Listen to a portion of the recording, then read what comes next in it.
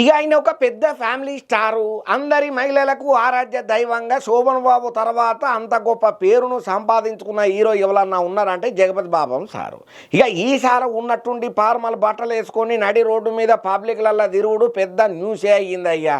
ఆ గోకీనని ఆడనో చూసినట్టున్నదని అంటున్నారు తప్ప ఈయనే జగపతి బాబు సార్ అని చెప్పి ఎవరు ఎరకబట్టలేకపోతున్నారు. రీసెంట్గా నా ప్రయాణం బ్లాక్ అండ్ వైట్లోకి అనుకుంటా తెలియజేస్తున్నా అని చెప్పి ఒక పోస్ట్ అయితే పెట్టుకుంటూ వచ్చిండు. ఇక ఈయన సిటీలల్లో ఆడాడ బత్తీలల్లా మొత్తం తిరుగుకుంటా ఒక కామన్ మ్యాన్ తిరిగా ప్రవర్తన చేసినటువంటి జగపతి బాబు సారు చాలా సంబరపడ్డాడట.